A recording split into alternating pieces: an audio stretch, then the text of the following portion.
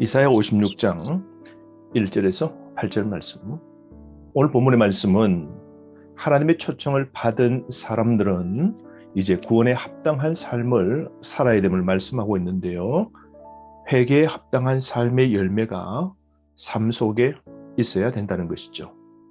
1절, 2절은 율법을 준수하라고 권면하고 있습니다. 1절, 여호와께서 이와 같이 말씀하시기를 너희는 정의를 지키며 의를 행하라. 이는 나의 구원이 가까이 왔고 나의 공의가 나타날 것이니라 하셨도다. 여호와께서 하신 말씀이 무엇입니까? 정의를 지키고 의를 행하랍니다. 그 이유가 두 가지인데요. 첫 번째, 하나님의 구원이 가까이 왔다는 것이죠. 이제 곧 있으면 바벨론에서 해방되고 궁극적으로는 메시아가 이 땅에 도래할 날이 가까이 온 것이죠. 그러므로 오늘날도 우리가 어떻게 살아야 됩니까? 의를 행하는 삶, 말씀을 지키는 거룩한 삶을 우리는 살아야 됩니다. 또 두 번째로 그 이유는 나의 공의가 나타날 것임이라 말씀하시죠. 하나님의 의가 나타날 겁니다. 예수님이 오셔서 선과 악을 구분하실 것이고 하나님 말씀에 순종한 자들에게 복을 주실 터인데요. 그러므로 우리는 회개에 합당한 삶을 살아야 됩니다. 구원에 합당한 삶 살아가도록 합시다. 2절 말씀, 안식일을 지켜 더럽히지 아니하며 그의 손을 금하여 모든 악을 행하지 아니하여야 하나니 이와 같이 하는 사람, 이와 같이 굳게 잡는 사람은 복이 있느니라. 안식일을 지키고 악을 행하지 말라고 말씀하고 있는데요. 특별히 수많은 율법들 가운데 안식일을 준수할 것을 강조하고 있는 것이죠. 안식일 규례를 강조한 이유는 예루살렘 성전이 파괴되었고 더 이상 제사 규례를 지킬 수 없는 상황입니다만 이스라엘 백성들이 자신의 정체성을 나타낼 수 있는 가장 확실한 게 안식일 규례입니다. 그러므로 안식일을 지킴으로 세상과 구별된 하나님 백성의 정체성을 지킬 수 있는 것이죠. 그러므로 우리 성도는 세상과 구별이 있어야 되는 겁니다. 그러나 포로로 있으면서 안식일 준수하는 건 결코 쉬운 게 아니었을 겁니다. 오늘도 그렇지 않습니까? 빠른 세상 속에서 우리가 거룩한 주의를 지켜내는 것, 이건 세상과 구별된 성도의 삶인데요. 우리는 세속 사회 속에서 주의를 지키는 거룩한 삶을 코로나 시대에도 끝까지 지켜내야 됩니다.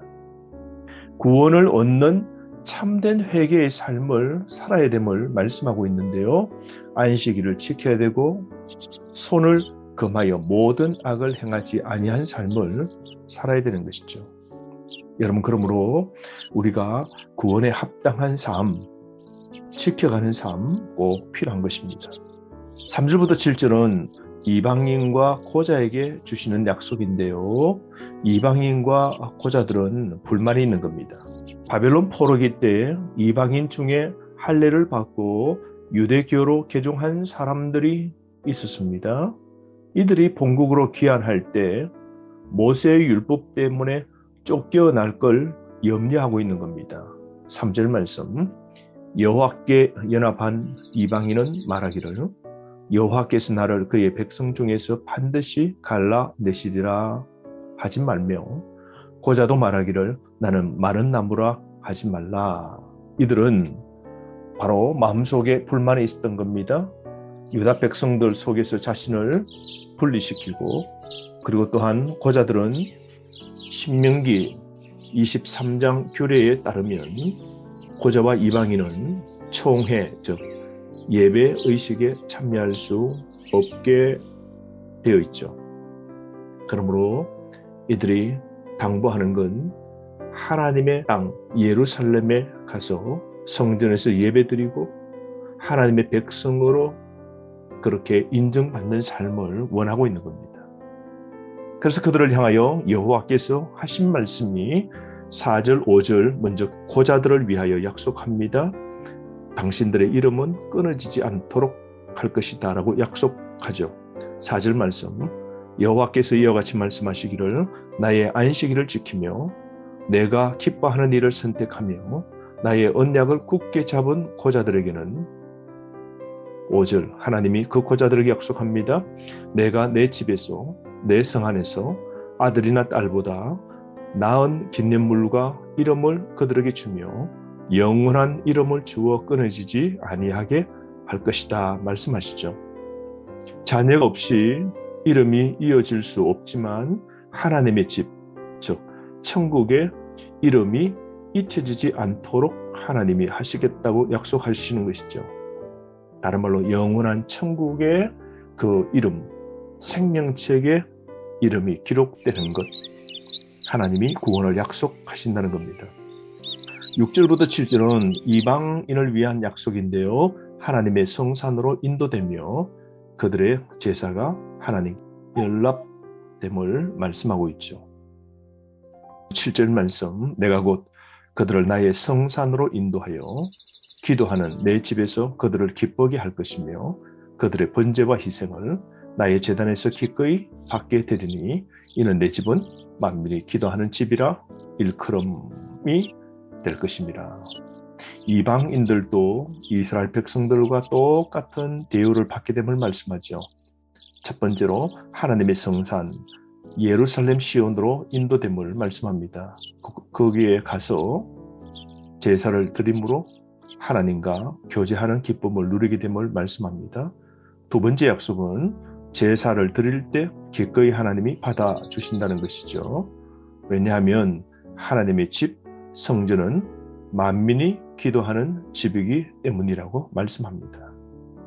그러면서 8절 말씀, 이스라엘에 쫓겨난 자를 모으시는 주 여호와가 말하노니 내가 이미 모은 백성 외에 또 모아 그에게 속하게 하리라 하셨느니라.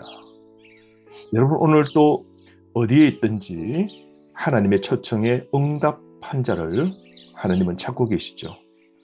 오늘 우리 시대 교회의 사명이 무엇일까요? 하나님의 백성을 불러 모으는 것이죠. 이미 모은 이스라엘 백성들 외에 또 이방인들이 주께로 돌아오도록 이 일을 계속하리라는 것이죠. 하나님은 오늘도 초청하시고 당신의 백성을 끝까지 책임지시고 불러 모으시는 일을 하시는 분이십니다. 그러므로 먼저 부름받은 우리가 하나님의 복음을 남들에게 전하는 초청자로 살아야 됩니다. 주님 기뻐하시는 이 일을 이루되 땅끝까지 이방인들에게 복음을 전하는 거룩한 삶을 우리가 살아가야 됩니다. 오늘 하루도 우리가 세속 사회 속에서 구별된 거룩한 삶을 살아가야 됩니다. 구원의 날이 가까이 왔습니다. 그래서 하나님의 백성의 정체성을 안식일을 지킴으로 보여달라고 하나님이 말씀하셨지 않습니까? 다시 기억합시다. 이제 내 방식대로 살지 말고 하나님의 방식 코드에 맞추어 사는 지혜가 필요한 것이죠. 하나님의 백성은 더 이상 이제 혈통적이지 않음을 알 수 있습니다. 아브라함의 자손 이스라엘 백성들만 구원받는 게 아니라 하나님과 연합하고 하나님만 사랑하고 언약을 지키는 자 누구든지 하나님의 백성이 되는 복이 주어지게 됩니다. 오늘 우리에게도 이 구원의 은혜가 다다랐는데요. 하나님의 이 은혜에 다시 한번 감사하고 이제는 회개에 합당한 삶, 열매 맺는 의를 지키고 악을 행하지 않는 참된 회개의 삶을 사는 저와 여러분 되었으면 좋겠습니다.